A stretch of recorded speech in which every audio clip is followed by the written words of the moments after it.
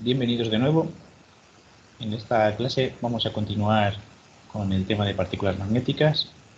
En la clase anterior realizamos la introducción y hablamos un poco de los principios básicos, sobre todo de las cualidades del campo magnético y de los materiales ferromagnéticos, que son los responsables de este tipo de técnicas. Y en la clase de hoy vamos a empezar hablando sobre las etapas básicas de la inspección por partículas magnéticas. En este caso, como vimos en la práctica, realmente las etapas básicas de la inspección empezarán por la preparación de la superficie, luego tendremos la magnetización de la zona, la aplicación de partículas, posteriormente una interpretación, evaluación y el registro, después una desmagnetización en el caso en que sea necesario y por último una limpieza final. Así que vamos a ir desglosando una a una para explicarlas. En el primer caso tenemos la preparación de la superficie. Un poco igual que vimos en el caso de líquidos penetrantes, es muy importante en el uso de partículas magnéticas tener una superficie limpia porque debe permitir la libre circulación de las partículas por la superficie. Con lo cual necesitamos limpiar la superficie de la pieza, bien sea con un paño o un papel humedecido, con acetona u otro disolvente, para conseguir que quede limpia, sobre todo libres de productos contaminantes, y lo más claro normalmente suele ser el aceite o grasas, ya que estas piezas suelen muchas veces inspeccionarse en uso, con lo cual están lubricadas. Con lo cual el primer paso que necesitamos será preparar esta superficie.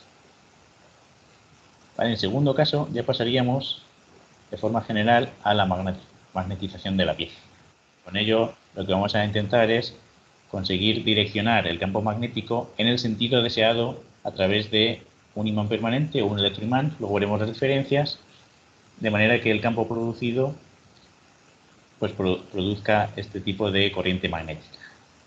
Entonces, aunque la magnetización puede llevarse a cabo usando imanes permanentes, lo normal es que el tipo de intensidad que usamos suele ser baja y constante, con lo cual lo más útil normalmente es utilizar la corriente eléctrica para inducir ese campo magnético. Así además podemos jugar con distintos tipos de corriente, ya sea continua, alterna o rectificada, y veremos un poco para qué nos sirve para cada uno de estos casos. En el caso de la magnetización de la pieza, lo primero que tenemos que tener presente es qué valor de corriente de magnetización tenemos que utilizar. Para ello, pues lo que tenemos que pensar en un primer momento es para qué nos sirve esto. Al final lo que necesitamos es examinar el campo magnético de dirección e intensidad que necesitamos. Entonces, antes de la aplicación de las partículas, necesitamos saber primero la dirección del campo magnético.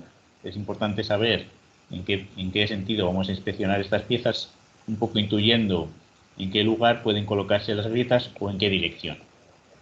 Además, podremos comprobar que la intensidad de corriente eléctrica sea la adecuada para permitir que estas discontinuidades sean potencialmente detectables. Necesitaremos una intensidad suficiente para conseguir la magnetización. Esto dependerá, como hemos visto antes, sobre todo pues, de la distancia de la corriente o del campo que utilicemos. Por último, podríamos utilizar algún tipo de indicador que nos permita comprobar su intensidad o dirección para ver si son adecuados. Como ya se ha comentado, en la orientación de las discontinuidades con relación a la línea de flujo tiene mucha influencia, porque de ello depende que se produzca la fuga de flujo. Necesitábamos, como comentamos, que estas grietas o discontinuidades estén en dirección perpendicular al campo magnético. Entonces, en función de este tipo de discontinuidades, nosotros podremos escoger qué tipo de dirección vamos a utilizar. Lo normal es intentar estar más cerca de los 90 grados, es decir, perpendicular, pero podremos normalmente intuir discontinuidades si tienen un ángulo pues, cercano a los 45 grados. Lo único que iremos perdiendo un poco resolución. Con esto lo que nos permitirá es ver qué tipo de corriente debemos aplicar según el tipo de defecto que queremos inspeccionar. Vale, para ello vamos a ver lo primero, qué tipo de magnetizaciones podemos hacer según la herramienta de trabajo de que dispongamos. La forma primaria de hacerlo, como hemos hablado, sería un imán permanente. En este caso, pues tendríamos un imán polarizado que tiene un campo magnético por sí mismo, con lo cual ese campo siempre es el mismo. Este tipo de materiales veremos un poco las ventajas o inconvenientes que suelen tener. ¿Vale? Muy parecido a ello, pero utilizando la corriente eléctrica, tendríamos un electroimán o yugo electromagnético, que es lo que utilizamos en las prácticas, si os acordáis. En este caso, este yugo tiene un núcleo de ferrita que va arrollado por una o dos bobinas por las que circula campo eléctrico y que magnetizarán esta ferrita. Además, al presionar pasará la corriente por la bobina generando este campo magnético que llevará al paso a través de sus patas al interior de la pieza. Vale. Si vemos un poco en detalle el yugo magnético, al final lo que vemos es que tenemos una pieza en U que será móvil para zonas de escasa accesibilidad. El yugo magnético nos permite mucha posibilidad de adaptarnos a superficies que no sean del todo lisas o no del todo perfectas, ¿vale? Porque, como visteis, es un aparato bastante accesible y bastante móvil. Nos permite cierta movilidad.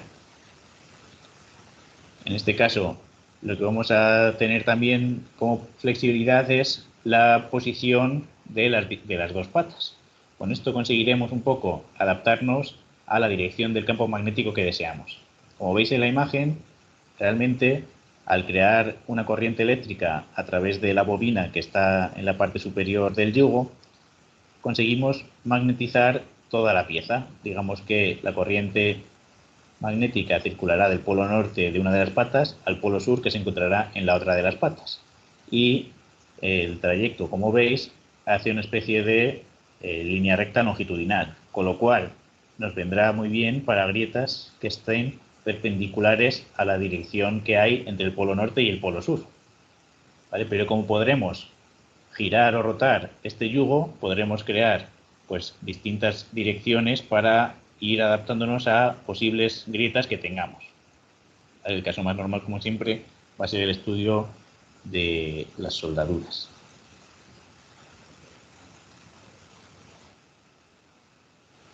Vale. Como ejemplos de imanes permanentes, como veis, tendríamos unos imanes de verdadera fuerza. En el caso de los imanes, el problema que tenemos normalmente es que si tiene un campo magnético muy grande, cuando la pieza se quede magnetizada, requeriremos una gran fuerza para poder retirar el imán de la pieza. ¿Vale? Por eso este método normalmente no se utiliza a no ser que sea necesario. El uso de electroimanes está mucho más recomendado. ¿Vale? Cuando vemos los electroimanes, lo que vemos es que un poco podemos usar esto pues en cualquier tipo de soldaduras, como vimos en la práctica. Podremos ver forjas y fundiciones. Además, como veis, podemos ver materiales que no están del todo alineados, como el uso de el electroimán en esquinas o ángulos. Además, podemos inspeccionar zonas localizadas.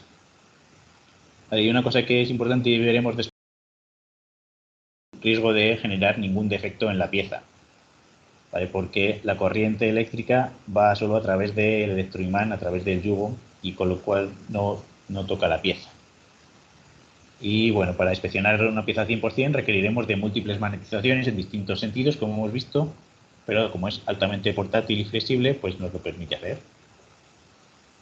Vale, en este caso he puesto unos ejemplos para que veáis tipos de yugos. Nosotros en la práctica realmente vimos un electroimán estándar, pero podremos tener un yugo submarino como el naranja, en este caso para trabajar bajo el agua. Tendremos yugos de corriente alterna, yugos portátiles con corriente continua o yugo de imanes permanentes, ¿vale? Que sería parecido a tener directamente el imán, pero con, digamos, la posibilidad de tener movilidad en las patas para posicionarlo mejor.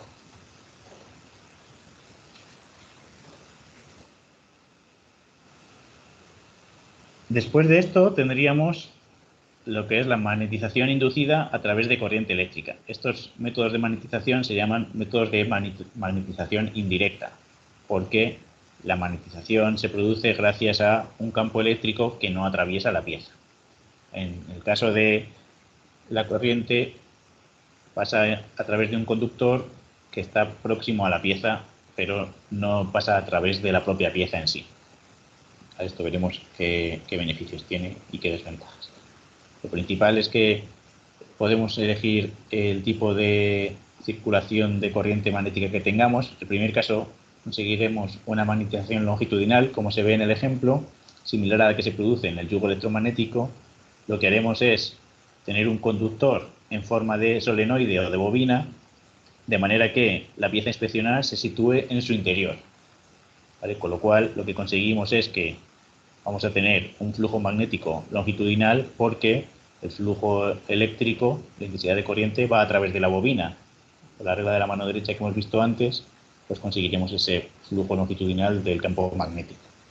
Con lo cual, esto nos permitirá inspeccionar defectos que sean perpendiculares a la pieza, es decir, que estén un poco en la dirección del solenoide. ¿Vale? Siempre normalmente es paralelo a la dirección de la corriente eléctrica, que quiere decir que será perpendicular a la dirección del flujo magnético. ¿Vale? Estos son ejemplos de magnetizaciones longitudinales para que veáis un poco de qué va a depender. Obviamente las piezas pueden ser de forma longitudinal, como puede ser un tubo. ¿Vale? En este caso, simplemente con enrollar un solenoide alrededor de este material conseguiríamos esa formación del campo magnético longitudinal.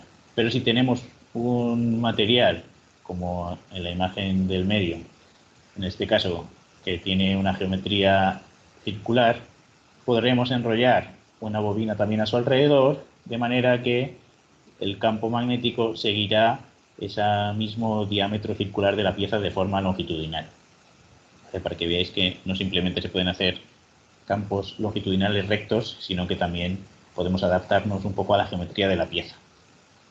En este caso, todos este tipo de magnetizaciones son importantes porque nos presentan la presencia de discontinuidades que sean siempre perpendiculares a la dirección de la pieza. Vale, aquí os pongo una imagen de los tipos de bobinas que hay en el mercado. Como veis, hay bobinas portátiles, en este caso para trabajo de campo, pero también hay la posibilidad, si no tenemos una superficie fija de trabajo, podremos utilizar un cable enrollado con la geometría que nosotros necesitemos. Es decir, podemos enrollar directamente el cable alrededor de la pieza para conseguir ver ese tipo de defectos. ¿Vale? Por último, además, tendremos bancos de trabajo, que veremos después pues, algún ejemplo. En este caso, si lo veis un poco en la imagen, lo que tenemos es este tipo de bobinas estacionarias que están montadas en un plano de trabajo y la pieza se incorporará en él. Vale, aquí hay otro ejemplo de este banco de trabajo. Vale, lo que veis al final es que esa bobina, cuando es un banco de trabajo, pues tiene un número de espirales determinado. En el caso de tener un cable enrollado, nosotros podemos adaptarnos un poco a la superficie que necesitemos.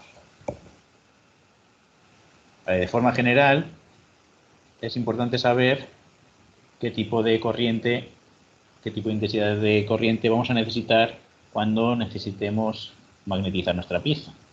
Vale, por eso he puesto estas fórmulas aquí de forma general, para que tengáis una idea realmente de cómo se puede variar este tipo de intensidad gracias al diámetro y la longitud que tenga, en este caso, nuestra corriente magnética, perdón, nuestro flujo de corriente eléctrica.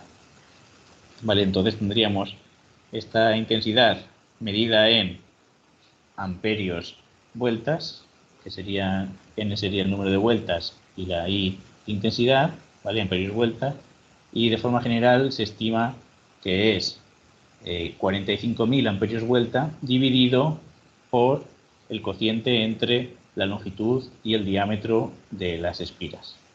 ¿Vale? De esta forma, si necesitamos un campo con menor intensidad, pues podemos jugar con la relación longitud-diámetro para obtener un valor de intensidad que nos permita, por ejemplo, trabajar en corriente de trabajo, por ejemplo, adaptada a un espacio de trabajo.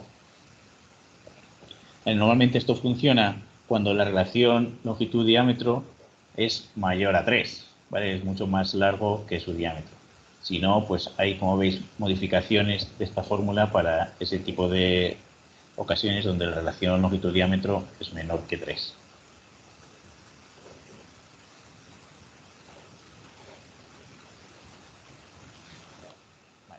En un segundo paso tendríamos la magnetización inducida por corriente eléctrica para dar lugar a una magnetización circular. En este caso, el primer ejemplo sería la magnetización circular con un conductor central.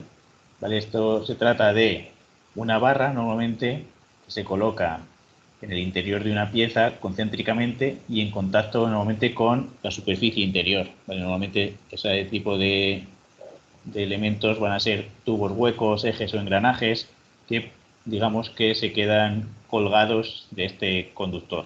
Este conductor será rectilíneo y una vez pasemos corriente eléctrica a su través, pues como veis en la imagen de la izquierda, se producirá un campo magnético circular, con lo cual podremos ver ese tipo de defectos que sean, digamos, paralelos al eje, es decir, perpendiculares al campo magnético siempre.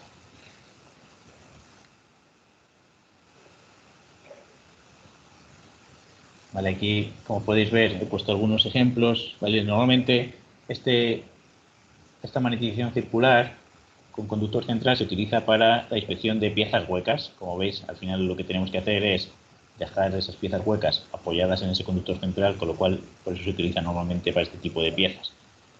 Entonces, es importante ver que la detección de discontinuidades se va a producir tanto en el diámetro interno como en el externo, ¿vale? Dependiendo del que necesitemos. Obviamente, el espacio de trabajo nos va a determinar la facilidad con la que trabajemos. Si es un diámetro muy pequeño, nos costará mucho ver las grietas internas, pero tendremos acceso a ellas.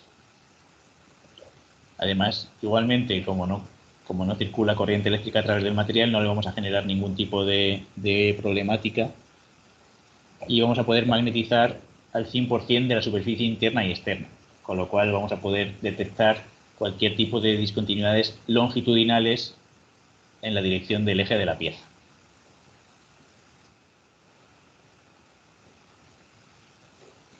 Vale, aquí está un ejemplo de la hematación circular directa. En este caso pasaríamos a hablar de materiales que ya están en contacto directo con la corriente eléctrica. ¿Vale? La diferencia de esto, y como veis, vuelvo un momento hacia atrás. ¿Vale? En el caso de magnetización circular con conductor central, la corriente eléctrica pasa a través de ese conductor central y no de la pieza. ¿Vale? En este caso, aunque parece a simple vista que las imágenes son parecidas, lo que tenemos es que realmente la corriente eléctrica la vamos a hacer pasar directamente en la pieza. Con lo cual, si tenemos esta corriente eléctrica, se conectará a un lado y a otro de la pieza a dos electrodos y pasará una corriente eléctrica a su través, de manera que podemos detectar de igual modo las discontinuidades superficiales que estén orientadas paralelamente al eje principal. ¿Vale? Como veis, el campo magnético es el mismo, la diferencia es que ahora la corriente eléctrica pasa directamente a través de la pieza. ¿Vale? Como veis, en un banco de trabajo normalmente tenemos estos tipos de cabezales que son mallas de cobre para asegurar la buena conductividad eléctrica, ¿vale? Y se pueden normalmente utilizar para medir, pues igual del mismo modo que antes, pues ejes redondos, barras o tubos. En este caso, los campos magnéticos circulares van a ser muy intensos, ¿vale? Y vamos a poder utilizarlo normalmente en la inspección de piezas medianas y grandes. ¿Vale? Además, se magnetiza la pieza completa de un solo paso. El problema que podemos tener es que tengamos algún tipo de fallo eléctrico, algún tipo de arco eléctrico de discontinuidades que nos produzca algún fallo en la pieza. ¿Vale? Por eso este tipo de métodos directos es un poco más problemático normalmente que los métodos indirectos. ¿Vale? En esta imagen podéis ver una técnica derivada de la de puntas de contacto, que es un poco a través de pinzas o mordazas. En este caso, en lugar de ir por la base, la corriente eléctrica se conecta a través de unas pinzas. Como veis, esto nos asegura la posibilidad de trabajar con geometrías un poco más complicadas que no los ejes o tubos que hemos visto. Como veis en la imagen de la derecha, pues tenemos una pieza con una geometría un poco difícil, de manera que si conectamos dos pinzas conseguiremos pasar el flujo de una pinza a la otra, creando un campo magnético que va a ir rodeando, digamos, el eje simétrico de la pieza.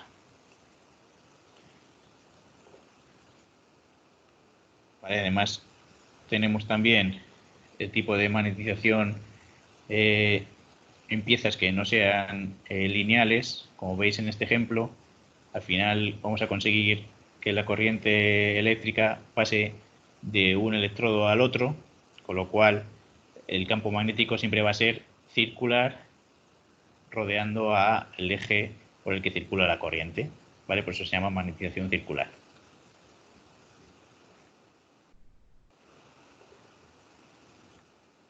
¿Vale? En otro tipo de caso de imantación o magnetización directa por corriente eléctrica sería a través de electrodos portátiles. En este caso se crea un campo circular normalmente localizado en unos puntos de contacto y que va a crearse una distorsión entre ellos. Normalmente esto se utiliza para inspeccionar grandes piezas. Como veis, en este caso tenemos las dos puntas de contacto, el flujo eléctrico irá de un lado a otro, pero como veis, pues en función de la distancia que haya entre los electrodos, el flujo magnético no va a ser directamente lineal, sino que puede tener, digamos, unas ciertas desviaciones. Vale, esto se puede normalmente cuantificar sabiendo un poco la distancia que tenemos entre ambas puntas de contacto.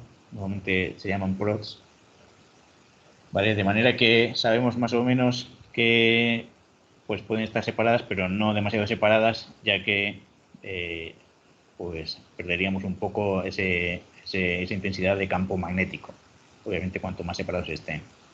Además, en este caso, bueno, esto se puede aplicar también sobre todo a soldaduras, forjas y fundiciones, y podremos encontrar el mismo tipo de discontinuidades, pero en este caso existe el riesgo de generar quemaduras por un salto eléctrico, sobre todo cuando estos prods no están totalmente apoyados en la pieza, y esto puede causar algún tipo de deterioro en la pieza que normalmente pretendemos evitar.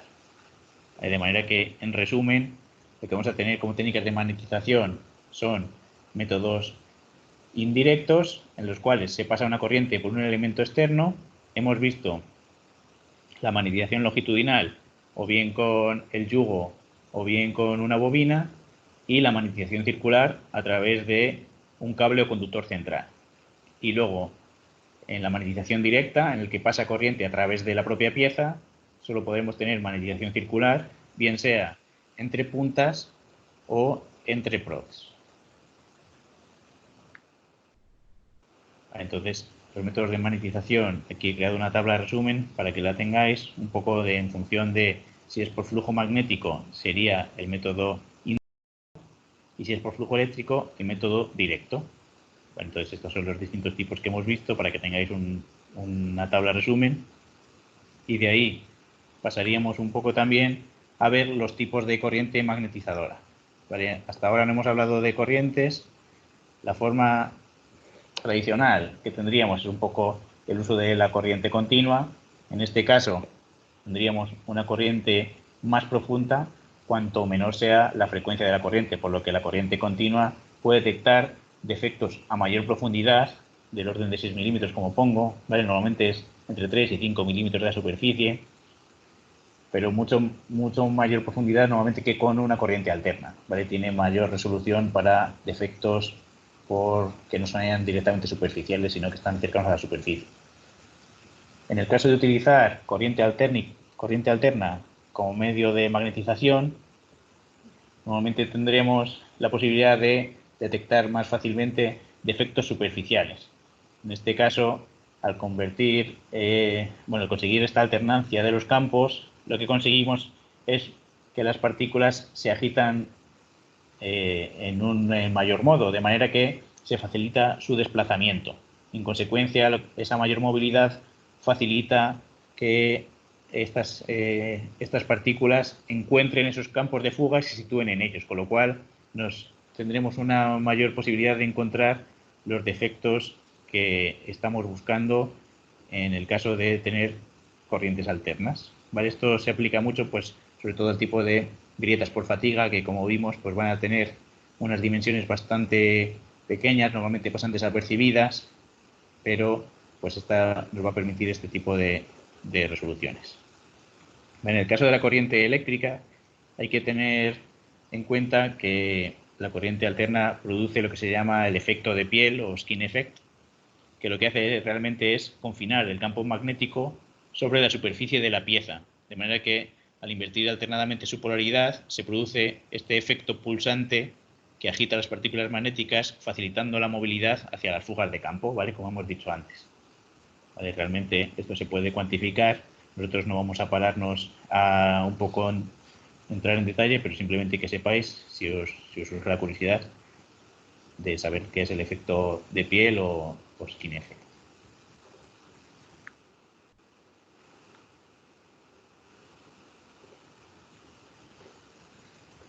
Vale, por último, tendremos lo que se denominan corrientes rectificadas o corrientes alternas rectificadas. Con esto lo que vamos a conseguir es la alternancia de intensidad del efecto beneficioso de la alterna por producir la agitación de las partículas magnéticas, mientras que, como vamos a tener el sentido único de polaridad, vamos a permitir tener una buena penetración, al igual que con la corriente continua. ¿Vale? Digamos que es una mezcla de las ventajas de ambos métodos. Entonces, normalmente lo que conseguimos es dos tipos de corrientes, bien sea la corriente alterna rectificada de media onda o la corriente alterna rectificada de onda completa. Pues realmente, si veis el gráfico, la corriente alterna rectificada de media onda, lo que vamos a tener realmente es conseguir a través de un rectificador, que es un diodo, pues nos va a permitir que la corriente eléctrica fluya solo en una de las direcciones al pasar por el diodo, de manera que pierde los semiciclos negativos y de esta manera obtenemos una corriente directa tipo pulsante, ¿vale? Como veis, solo tiene los medios ciclos que van hacia arriba, en el caso positivo, ¿vale? Entonces tendríamos pulso, pulso, pulso, por eso se llama pulsante. En el caso de la corriente rectificada de onda completa, lo que tendremos es otro rectificador, en este caso es un puente rectificador de onda completa, que lo que va a hacer, bueno, al final es, conecta 4 diodos entre sí, de manera que la onda sinusoidal de corriente alterna normalmente sale rectificada como corriente directa, de manera que invierte las partes negativas de las ondas como positivas y, como veis, tenemos solo medias ondas positivas, pero que van, digamos, normalmente solapándose y de una forma ideal se convierte en una especie de corriente continua a través del uso de una corriente alterna. Entonces, en forma de resumen, lo que vamos a tener es el uso de corriente continua cuando queramos detectar discontinuidades relativamente más profundas, ¿vale? O cuando necesitemos alimentación a través de baterías. Normalmente el uso de corriente alterna en equipos portátiles está desaconsejado. En el caso de la corriente alterna, va a ser nuestra corriente a elegir cuando necesitemos la detección de discontinuidades superficiales, ¿vale? Que estén muy cercanas a la superficie, porque, como hemos visto, va a favorecer la vibración de las partículas y vamos a ver las indicaciones mucho más definidas. Y usaremos la corriente alterna rectificada cuando necesitemos una máxima sensibilidad. En este caso, como veis, es más complejo, entonces va a ser más caro y de mayor consumo, pero nos proporciona, como hemos visto, un poco las ventajas de ambos métodos.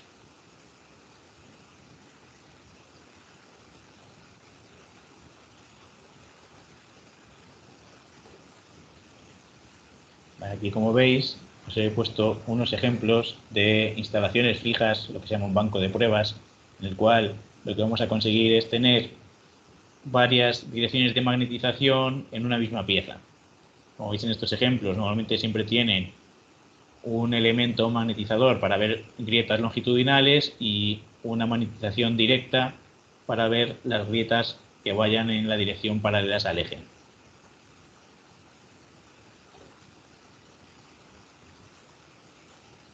Vale, además, vamos a empezar el siguiente apartado. Una vez que tenemos magnetizada la pieza, sería la aplicación de las partículas magnéticas sobre la superficie.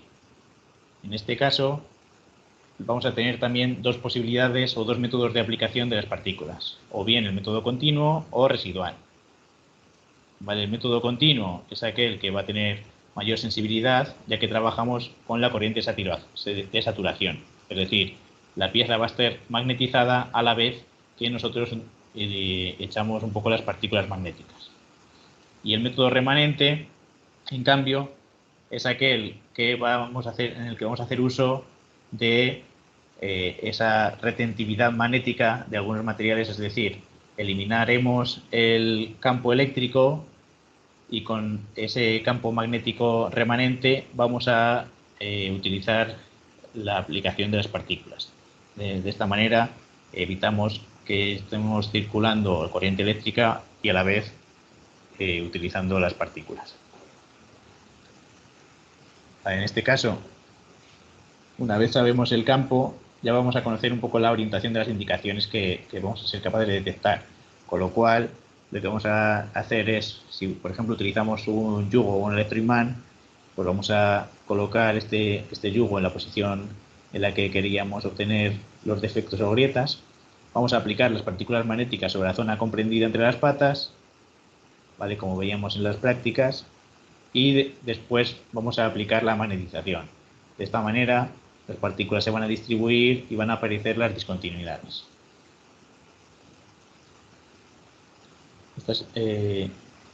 Sobre este método, bueno, pues el método remanente solo se puede aplicar a piezas, como hemos visto, que tengan alta retentividad magnética, de manera que queden magnetizadas después de aplicar el campo magnético.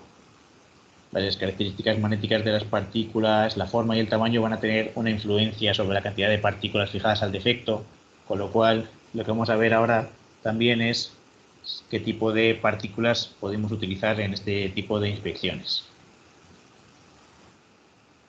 De forma general, tenemos dos divisiones principales. La primera división es si estas partículas van a ser coloreadas o fluorescentes.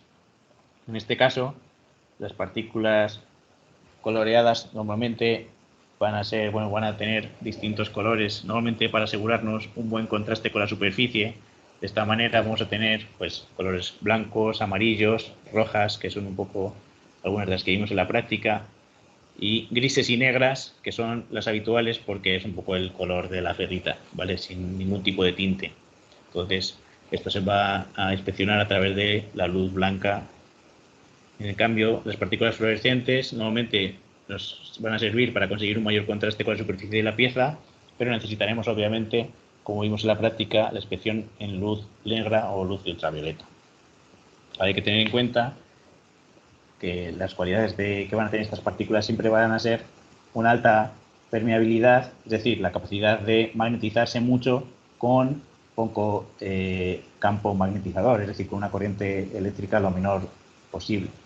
Además, necesitamos que tengan una baja remanencia magnética, ¿vale? Esto es para que no se aglomeren, es decir, que no faciliten, digamos, magnetizarse entre ellas, unas a las otras, sino que solo quieran ir a los campos de flujo, a esas fugas.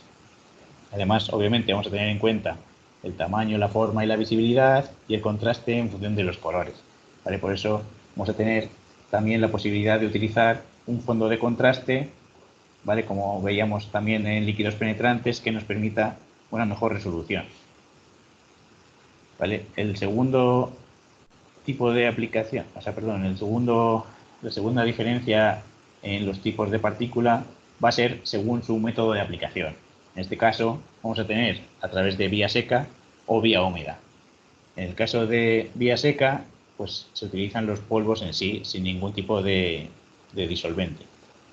De esta manera, pues vamos a tener unos materiales que van a tener distintos tamaños y formas, pero van a dar un buen resultado, por ejemplo, en superficies rugosas o en posiciones no horizontales, ya que tenemos el polvo directamente.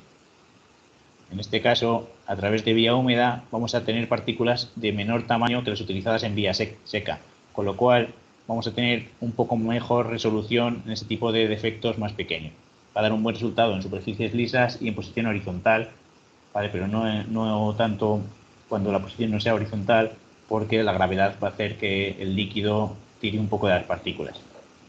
¿Vale? Este tipo de partículas van a estar en disolventes que bien sean derivados del petróleo o de algún medio acuoso. ¿Vale? Como veis, las partículas en seco al final serían este tipo de polvo de ferrita que se utilizan tal y como se suministran, se aplican nuevamente por aspersión o por espolvoreado y pueden trabajar pues bajo ambientes extremos de frío o a temperaturas de bastante calor, hasta 300 grados. Normalmente son el medio de inspección más adecuado en discontinuidades por debajo de la superficie, ¿vale? Subsuperficiales solemos llamar. ¿Vale? Entonces vamos a tener una buena movilidad con corriente alterna y con corriente rectificada de media onda. En el caso de este tipo de partículas, ¿vale? Pues como veis, al final tenemos, como hemos dicho, esa buena posibilidad de trabajar en frío o temperaturas altas, que no ocurrirá con las de vía húmeda, ¿vale? En cambio, vamos a tener algún tipo de desventajas, ¿vale? Por ejemplo, tiene una menor resolución, porque el tamaño de partículas suele ser más grande, con lo cual no vamos a ver discontinuidades que sean muy finas, ¿vale? Va a ser muy difícil, por ejemplo, aplicar sobre cabeza o en vertical, ya que normalmente la gravedad las va a tirar hacia abajo. No vamos a tener una evidencia visual de cómo es la superficie de la pieza y normalmente tiene una velocidad de realización menor que en vía húmeda. Además, hay que tener en cuenta que existe la posibilidad de inhalarlas, con lo cual vamos a requerir trabajar con algún cubrebocas en este tipo de piezas. Con lo cual, para eso están las partículas por vía húmeda, en la cual vamos a encontrar estas partículas en la suspensión de un líquido. Con ello vamos a conseguir una mojabilidad en la superficie mientras que está escurriendo, se conecta la magnetización. De esta manera, las partículas van a adaptarse preferentemente a esas fugas de campo que tengamos. ¿Vale? Estas partículas magnéticas normalmente van a poder estar suspendidas o bien en destilados de petróleo o bien en agua acondicionada. En el caso del agua acondicionada tenemos la posibilidad de trabajar sin ningún tipo de material extra, pero requeriremos de agentes humectantes porque ya sabéis que la humectabilidad del agua no es la más adecuada, lo vimos en el tema pasado, en líquidos penetrantes, y además puede corroer la pieza si no limpiamos bien luego los defectos, ¿vale? Como son aceros, pues la posibilidad de corrosión es importante y tenemos que evitarlo. En cambio, si utilizamos un destilado del petróleo, pues como sabéis, al final sería como echarle una especie de aceite, con lo cual a la vez estaríamos protegiendo al material de corrosión. En ese sentido, pues sería mejor. ¿Vale? Como hemos dicho, ¿vale? En esta gráfica lo he querido representar, podemos utilizar un fondo de contraste. ¿Vale? Este fondo de contraste es opcional. En el caso de la derecha, os he marcado la misma pieza, ¿vale? Hecha con y sin fondo de contraste. Como veis en la parte de abajo, la pieza no tiene fondo de contraste, se ve el color del metal y sí que veis, si os fijáis bien, que hay 4 grietas de color rojizo, un poco por las partículas coloreadas de color rojo. Pero en cambio, en la foto de arriba, con el fondo de contraste, se ve mucho mejor dónde están esas 4 grietas, ¿vale? Con lo cual, es un poco decisión del inspector si echa de fondo de contraste o no, ¿vale? En este caso, nosotros en la práctica hicimos todo, creo, sin fondo de contraste, aunque el líquido penetrante sí que lo usasteis, un poco para que veáis que se puede utilizar en las dos técnicas. Vale, entonces podemos concluir un poco que por vía húmeda vamos a detectar discontinuidades muy finas y vamos a poderlo utilizar en piezas más críticas. Normalmente vamos a requerir un control de la suspensión, que esto tendríamos que verificarlo. Nosotros no vamos a meternos en el tema a ver esto, pero bueno, un poco para que lo sepáis, que normalmente pues, tendríamos que controlar que el nivel de suspensión de nuestros polvos en vía húmeda esté correctamente preparado. ¿Vale? Con lo cual, un poco a modo de resumen, vamos a tener o una secuencia o bien continua o bien residual. En este caso hablaremos de que en vía seca normalmente vamos a hacer una magnetización y una posterior aplicación de partículas, y en vía húmeda podemos hacerlo de la forma inversa. Es decir, podemos aplicar las partículas y después magnetizar la pieza.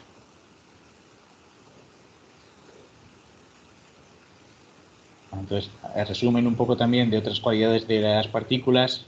Vamos a tener que normalmente estas partículas van a ser limaduras u óxidos de hierro o óxidos de materiales ferromagnéticos, normalmente con tamaños entre 0,5 y 300 micras. Como veis, oscila mucho ese tamaño de partículas. Esto va a ser beneficioso, como veis. Os he puesto por un lado que las partículas pequeñas son fácilmente atraídas con campos magnéticos débiles, con lo cual eso es bueno, pero a la vez pueden quedarse adheridas por fricción en la superficie, lo cual permitiría un poco impedir ese buen movimiento. Por lo que en la práctica se utiliza una mezcla de partículas pequeñas con partículas grandes para conseguir una buena movilidad y a la vez tener una buena sensibilidad. Además, por el tipo de forma que tengan, pueden ser redondeadas o alargadas. Si son alargadas, se orientan mejor con las líneas de flujo, pero en este caso se desplazan con mayor dificultad, por lo cual también solemos emplear una mezcla de ambos tipos. Y lo último es que para mejorar el contraste, pues como hemos visto, pues pueden llevar pigmentos, en este caso bien sean los colores o, por ejemplo, los pigmentos fluorescentes, en el caso de utilizar luz ultravioleta. En este caso hay que tener en cuenta que estos pigmentos se pueden degradar con la temperatura, con lo cual suelen utilizarse normalmente con piezas que vamos a utilizar a temperatura ambiente. Vale, a partir de aquí, una vez que hemos ya magnetizado y adherido nuestras partículas magnéticas, tendremos la interpretación y registro de las indicaciones. ¿Vale? En este caso, lo que vamos a necesitar es determinar si estas indicaciones son reales, es decir, si corresponden a discontinuidades o son causas no relacionadas con discontinuidades en la pieza, ¿vale? Lo que llamábamos falsos positivos. En el registro lo que vamos a hacer es un poco el croquis de la indicación, acotándola, poniéndole el tamaño que tiene o dónde se ha encontrado y qué tipo de efecto es. ¿Vale? Como hemos visto, para esto es muy importante, entraríamos un poco en el tema 1 de inspección visual. En este caso, pues necesitamos que los niveles de luz sean adecuados, bien sea la luz natural, que la zona esté bien iluminada cuando tenemos partículas coloreadas, o en el caso de luz ultravioleta, pues que tenga una potencia suficiente para permitir la buena visualización de estas partículas. ¿Vale? Esto está acotado, como veis, actualmente está entre 800 y 1000 microvatios centímetro cuadrado, que normalmente quiere decir que para una lámpara de 100 vatios estaremos a una distancia entre 30 y 40 centímetros, para que os hagáis una idea. Vale, en este caso vamos a empezar a distinguir los distintos tipos de indicaciones. Como vimos, ¿vale? Hay algún tipo de indicaciones que son muy comunes en el ensayo de partículas magnéticas. En esta primera diapositiva os he puesto, por ejemplo, las grietas de Temple, ¿vale? Como veis, son procesos de endurecimiento de materiales que pueden producir fragilización, en este caso la grieta de Temple, o por ejemplo los agrietamientos superficiales de fricción, ¿vale? Cuando hay piezas que están en continuo desgaste, pues pueden aparecer este tipo de defectos. ¿Vale? Además vamos a tener indicaciones de pliegues de forja, ¿vale? Son muy típicos de efectos de forja que pueden aparecer ocultos, ¿vale? En este caso también vamos a tener piezas con defectos superficiales y por debajo de la superficie, o las grietas de enfriamiento normalmente producidas por la contracción, por ejemplo, en las piezas o por un enfriamiento muy rápido de las piezas. Vale, como veis, os he puesto algún ejemplo concreto, por ejemplo, en el caso de estar midiendo algo muy común que son cigüeñales, por ejemplo, veis que el agujero de lubricación al final está sometido a esfuerzos, con lo cual tiene grietas de fatiga que se ven muy bien en este tipo de partículas fluorescentes. ¿Vale? Otro tipo de piezas, como en este caso algunas soldaduras, ¿vale? En este caso, como veis, es luz fluorescente y veis también cómo os he marcado en rojo dónde están las discontinuidades, como se pueden ver bastante bien. ¿Vale? A partir de aquí ya nos quedaría acudir a la posibilidad de desmagnetizar la pieza.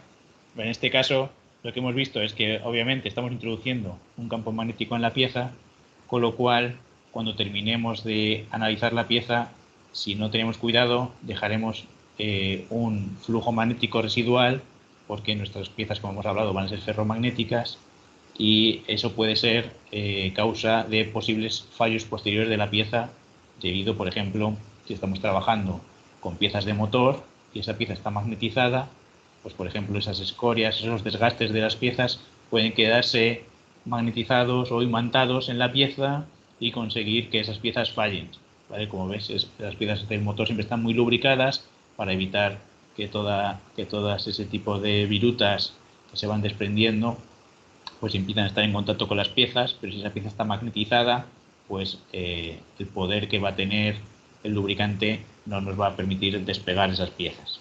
Perdón, esas piezas.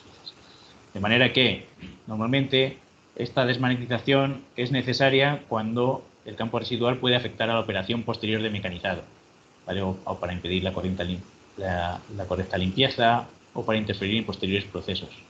En cambio, no va a ser necesaria, pues por ejemplo, si vamos a desmagnetizar por encima de la temperatura de Curie o en aceros de bajo contenido en carbono que no tengan mucha magnetización remanente. En el caso de qué formas tenemos de desmagnetizar la pieza, ¿vale? Pues lo más común va a ser desmagnetizar a través de corriente alterna, es lo más rápido y fácil, ¿vale? Normalmente colocando la pieza en el interior de una bobina en la que circula corriente alterna y vamos alejando lentamente la pieza a una distancia de entre 1,5 y 2 metros, ¿vale? Que ya podríamos considerar que el campo va siendo nulo. Si os fijáis en la pequeña gráfica, iríamos, digamos, de la curva más grande de histéresis a una curva cada vez más pequeñita hasta que llegue prácticamente a cero. El otro método, ¿vale?, la desmagnetización por corriente continua reversible, sería sometiendo al campo continuo, reduciéndolo en amplitud. En cada escalón invertiríamos el sentido, de manera que esto nos va a permitir desmagnetizar grandes piezas, ¿vale? Nosotros vimos cómo desmagnetizábamos con un yugo electromagnético. En este caso hacíamos la desmagnetización por corriente alterna, porque lo que hacíamos era ir separando poco a poco el yugo a la vez que íbamos moviendo las dos piezas, tanto el yugo como la pieza, en ángulos de hasta 90 grados o hasta 180 grados para ir un poco invirtiendo esa polaridad de la magnetización. ¿Vale? Por último, en este caso, tendríamos la limpieza final. En este caso lo que necesitamos es limpiar cualquier tipo de defecto o viruta que hayamos dejado en el material con algún tipo de disolvente para pues, poder un poco tener la pieza en un estado perfecto. ¿Vale? A partir de aquí, pues bueno, lo que teníamos que tener en cuenta es los factores que hemos utilizado, ¿vale? Que la forma, el tamaño de la pieza, el proceso de fabricación, la etapa en la cual realizamos la inspección o los procedimientos de prueba, si necesitamos más de un método, por ejemplo, longitudinal y circular, o dos tipos de direcciones en un electroimán. Vale, y de aquí un poco vamos a hablar de las posibles aplicaciones que tiene, muchas ya las habéis visto, pero bueno, por dejarlas resumidas, en este caso tendríamos en numerosos problemas industriales de control de calidad, por ejemplo, la inspección de recepción de materias primas, ¿vale?, para detectar, pues como hemos visto, pliegues de forja, vetas, grietas, por ejemplo, de enfriamiento, en materiales que vienen de fábrica directamente. Luego también tendríamos la inspección de grietas terminadas, ¿vale?, grietas de temple, de rectificado, de contracción, o la inspección de mantenimiento, ¿vale?, el posible surgimiento de grietas de fatiga o corrosión bajo tensión, ¿vale? Con lo cual, debe aplicarse este método en todas las etapas del material, tanto en las etapas primarias como en las etapas de mantenimiento. Con esto conseguiríamos evitar rechazos que pueden causar un mayor perjuicio en nuestras piezas o en nuestro producto. Esto se utiliza, pues, como sabéis, en actividades industriales, normalmente donde hay procesos de daño en fatiga, ¿vale?, sobre todo la industria aeronáutica, la del ferrocarril, la petroquímica, en el cual podemos un poco evitar llevar a las piezas a rotura detectando las grietas en esas primeras etapas de su desarrollo, ¿vale?, antes de que esas piezas rompan y poder, pues, repararlo, sustituirlo antes de que las piezas no sirvan para su funcionamiento. Entonces, tiene una elevada sensibilidad, con lo cual lo vamos a aplicar con éxito a la evaluación de la calidad metalúrgica en aceros finos.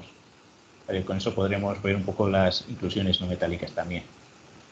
¿Vale? Entonces, a modo de resumen, vamos a ver un poco las ventajas y limitaciones respecto a otros métodos. ¿Vale? Las ventajas principales normalmente es que es el método más sensible para detectar discontinuidades superficiales. ¿Vale? En este caso, un poquito más que los líquidos penetrantes. Puede detectar también discontinuidades subsuperficiales, aunque ahora mismo ya se utiliza el término cercanos a la superficie. ¿Vale? Vamos a tener imágenes del defecto sobre la superficie de la pieza.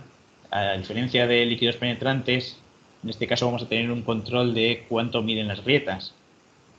Como veíamos en líquidos penetrantes, el problema que tenemos es que una vez que el líquido sale a la superficie a través de la capilaridad, se extiende por una superficie mayor a la del defecto, con lo cual no sabíamos exactamente el tamaño de nuestros defectos. En este caso, en partículas magnéticas, sí que lo sabemos, con lo cual, además, otras ventajas que tenemos es que no precisa condiciones muy estrictas de operación, los resultados van a ser independientes del operador, ahí no importa que las grietas estén sucias o llenas de grasa, óxido o polvo, en este caso las grietas en líquidos penetrantes tenían que estar muy limpias para permitir que esos líquidos entraran dentro de la superficie.